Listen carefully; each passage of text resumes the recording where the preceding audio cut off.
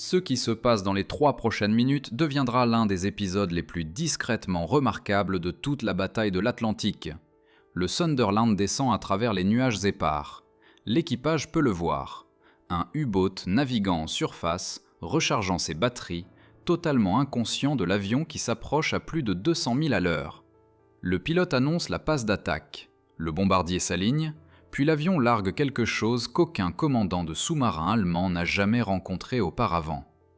Ni des grenades sous-marines, ni des bombes d'aviation standard, mais quelque chose qui traîne derrière l'avion comme un collier d'acier, quelque chose qui balaie la coque épaisse du U-boat, avec un son qu'un témoin a décrit comme celui d'un forgeron frappant une enclume à toute volée, puis qui explose. Le U-boat n'y survit pas. C'est l'histoire du système de bombardement à basse altitude, plus communément connu sous son nom opérationnel, la grappe de bombe anti-sous-marine Mark I, mais connue des hommes qui volaient avec, simplement sous le nom de bombe en chaîne. L'une des armes les plus ingénieuses, sous-estimée et délibérément dissimulée de la Seconde Guerre mondiale. Une arme si efficace que les services de renseignement navals allemands, en recevant les premiers rapports de dommages, ont initialement conclu qu'il ne pouvait pas s'agir d'une arme physique du tout. Une arme qui, pendant une période cruciale, a donné au Coastal Command de la Royal Air Force un avantage extraordinaire sur la menace des U-boats qui étranglait littéralement la capacité de la Grande-Bretagne à se battre. Et une arme qui n'est pas née d'un programme de recherche sophistiqué, mais d'un seul esprit brillant et obstiné, confronté à un problème d'ingénierie que tous les autres avaient jugé tout simplement insoluble. Pour comprendre pourquoi la bombe en chaîne a existé, il faut d'abord comprendre la nature précise et exaspérante du problème qu'elle était censée résoudre. À l'automne 1942, la bataille de l'Atlantique était entrée dans sa phase la plus critique. Les U-boats allemands coulaient les navires marchands alliés à un rythme que les hauts planificateurs britanniques décrivaient dans des notes internes comme stratégiquement catastrophique. Rien qu'en novembre 1942, environ 800 000 tonnes de navires alliés ont été perdus. Les mathématiques étaient implacables.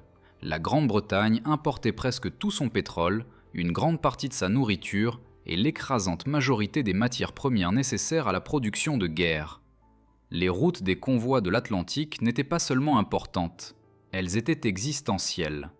Le Coastal Command de la Royal Air Force était chargé de traquer et de détruire les sous-marins. Il disposait d'avions capables de localiser les U-boats. Ce qu'il n'avait pas avec une quelconque fiabilité, c'était une arme capable de les détruire réellement une fois trouvée. Le problème était géométrique et profondément frustrant. Un sous-marin en surface ou à faible profondeur présente une cible longue et étroite lorsqu'il est vu d'en haut.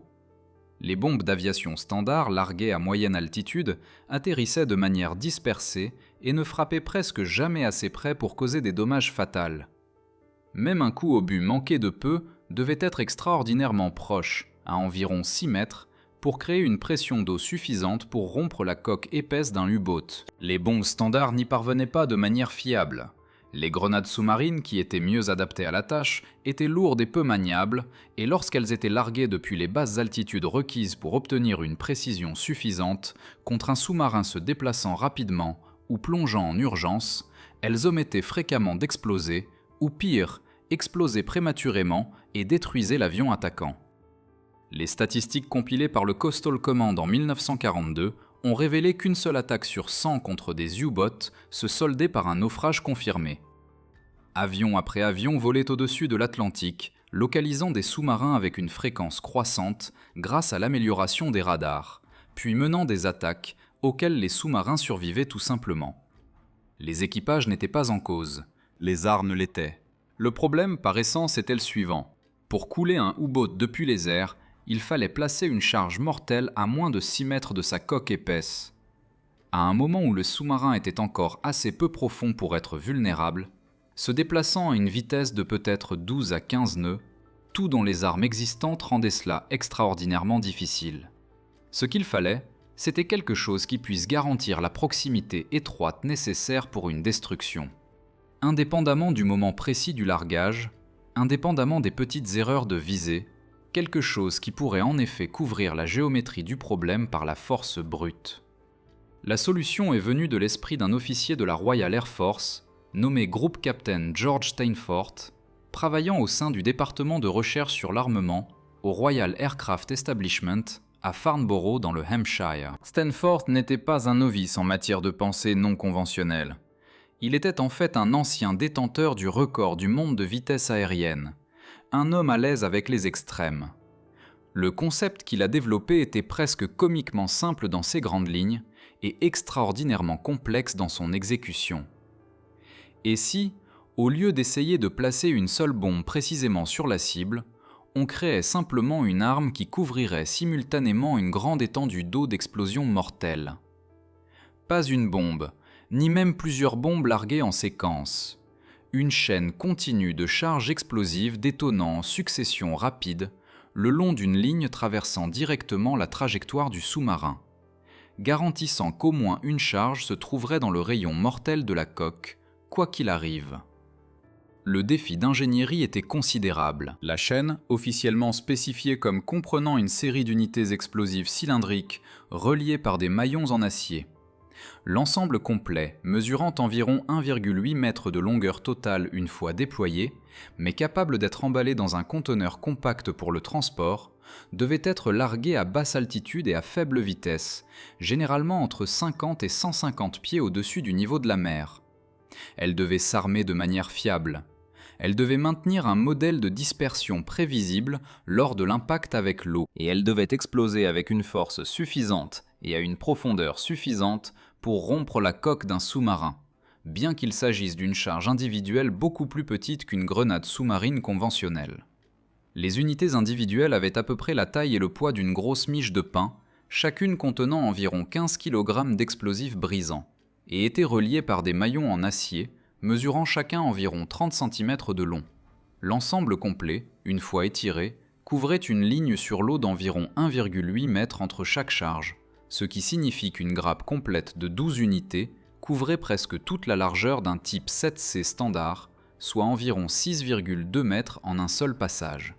Le mécanisme de détonation était hydrostatique, déclenché par la pression, réglé pour se déclencher à une profondeur comprise entre 1 et 4 mètres. C'était crucial. Les charges n'avaient pas besoin de frapper le sous-marin, elles devaient seulement traverser la colonne d'eau adjacente à celui-ci et exploser à la bonne profondeur. L'onde de pression générée par la détonation simultanée de multiples charges à proximité immédiate de la coque d'un sous-marin s'est avérée, lors de tests menés dans le Fierce of Force au cours du printemps 1942, d'une efficacité catastrophique. La fabrication a été confiée à plusieurs entreprises du nord de l'Angleterre, l'assemblage principal se faisant dans des installations de la région de Sheffield. Les chiffres de production restent partiellement classifiés, mais les estimations suggèrent qu'entre 12 000 et 18 000 unités complètes ont été fabriquées entre la mi-1942 et la fin de la guerre. L'arme est entrée en service opérationnel à la fin de 1942, après une année de développement et de perfectionnement. Le déploiement opérationnel a commencé discrètement, comme c'était l'intention.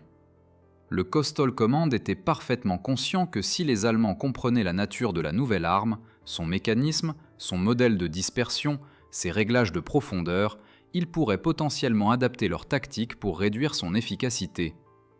Les sous-marins survivants étaient donc encouragés à faire surface et à brouiller ou tromper les rapports allemands chaque fois que possible, et l'existence de l'arme a été traitée comme un secret opérationnel, jalousement gardé pendant ses premiers mois d'utilisation.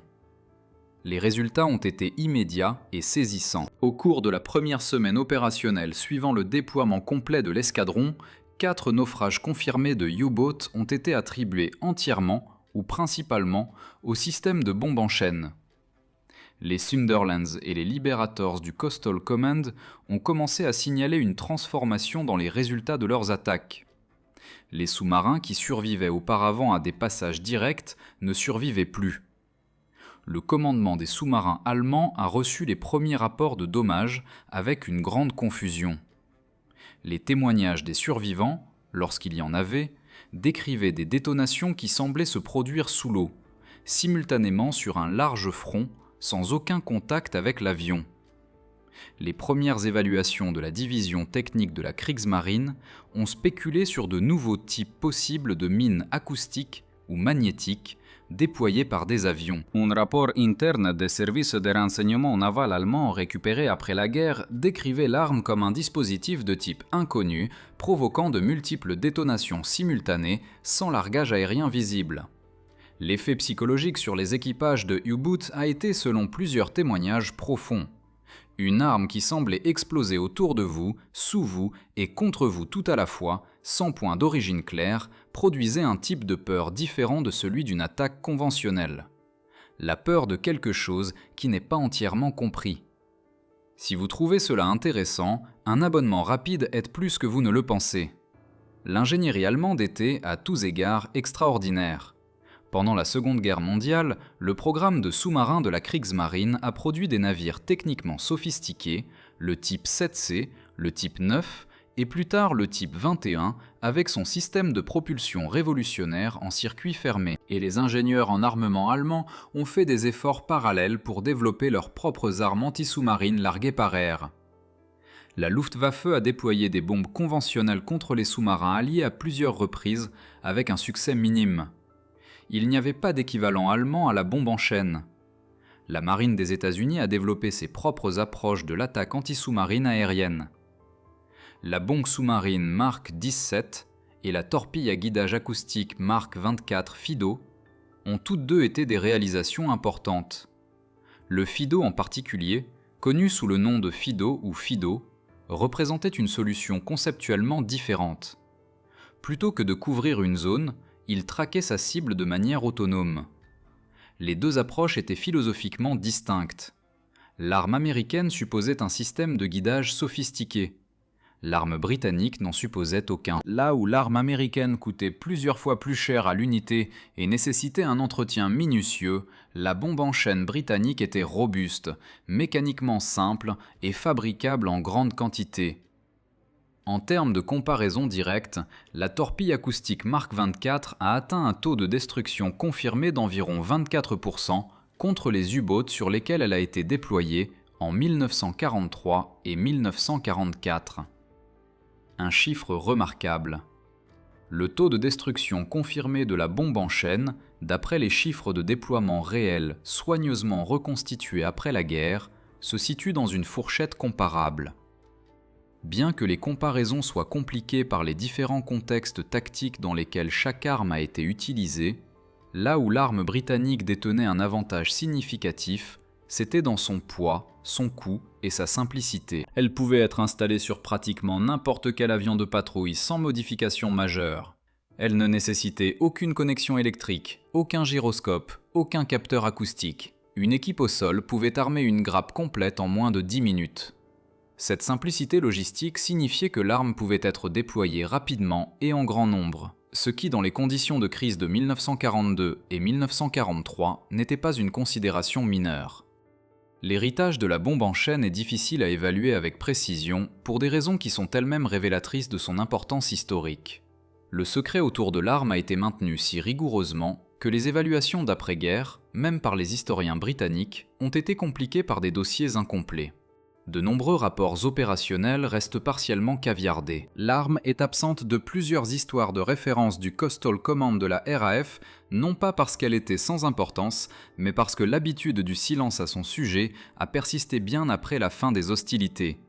Ce que l'on peut dire avec certitude, c'est que la période opérationnelle coïncidant avec le déploiement complet de l'arme, le printemps et l'été 1943, a représenté un tournant décisif dans la bataille de l'Atlantique. Rien qu'en mai 1943, les Alliés ont coulé 41 U-boats. L'amiral Karl Dönitz, commandant des forces sous-marines allemandes, a célèbrement décrit ce mois comme catastrophique et a temporairement retiré sa force sous-marine de l'Atlantique Nord. Que la bombe en chaîne ait été la cause principale de ce revirement ou l'un de plusieurs facteurs. L'amélioration des radars comblant le trou noir de l'Atlantique central, une meilleure organisation des convois, est une question dont les historiens continuent de débattre. La dimension psychologique, cependant, est moins ambiguë. La capacité de l'arme à générer de multiples détonations simultanées à des positions imprévisibles autour d'un sous-marin a produit, selon les termes d'une évaluation d'après-guerre de la Kriegsmarine, une expérience qualitativement différente de l'attaque aérienne qui a affecté le moral de l'équipage et la prise de décision. L'instinct de faire surface pour prendre le risque d'être détecté par un avion afin de recharger les batteries a été réprimé. Les patrouilles sont devenues plus courtes et plus prudentes. L'effet stratégique n'était donc pas seulement les sous-marins qu'elle a coulés, mais les sous-marins qu'elle a dissuadés. Un petit nombre d'exemplaires survivants de ces armes peuvent être examinés aujourd'hui au Royal Air Force Museum de Hendon, au nord de Londres, et au Fleet Air Arm Museum de Yeovilton, dans le Somerset. Ce sont des objets peu spectaculaires à regarder, des cylindres gris reliés par des maillons en acier terne. Rien dans leur apparence n'annonce leur histoire. Retournez alors à ce matin gris de mars 1943, au Sunderland descendant à travers les nuages éparses, à l'équipage se cramponnant à la structure de l'avion alors que le pilote maintient la ligne d'approche, aux mains du bombardier sur le mécanisme de largage. Le U-boat n'a jamais été averti. Quelle que soit la vigie postée sur le kiosque, elle n'a pas vu l'avion à temps. La chaîne a été larguée à basse altitude, a traversé la section centrale du U-boat, a pénétré dans l'eau et a explosé. La coque épaisse a cédé en quelques secondes. Quelque part à Berlin, un analyste recevrait un rapport concernant un autre sous-marin perdu pour une cause inconnue. Il l'ajouterait à une liste qui s'allongeait beaucoup trop vite et l'annoterait, comme d'autres l'avaient été avant lui, avec une phrase qui se traduit approximativement par « système d'armes ennemies de nature inconnue ». Cette phrase vous dit tout ce que vous devez savoir sur ce qui rendait la bombe en chaîne extraordinaire. Ce n'était pas simplement une arme qui tuait des sous-marins, bien qu'elle le fît avec une efficacité troublante. C'était une arme qui faisait douter un ennemi extraordinairement capable de sa compréhension de ce qu'on lui faisait subir. Ce doute a coûté du temps, a coûté de la prudence, a coûté du sang-froid. Et dans une guerre où la marge entre la survie et la catastrophe se mesurait en horaires de navigation des convois, en réserves de pétrole et en tonnes de blé importé, ce doute avait une valeur stratégique qui ne peut être facilement quantifiée. Une chaîne d'acier et d'explosifs d'environ 1,8 mètre de long, transportant peut-être 15 kg d'explosifs brisants par unité, fabriquée à Sheffield, amorcée à Farnborough et larguée depuis l'arrière d'un hydravion au-dessus des eaux sombres de l'Atlantique. Les meilleurs ingénieurs en sous-marins et analystes du renseignement naval d'Allemagne ont regardé ce qu'elle laissait derrière elle et ont conclu qu'il s'agissait peut-être de magie noire. Ce n'était pas de la magie, juste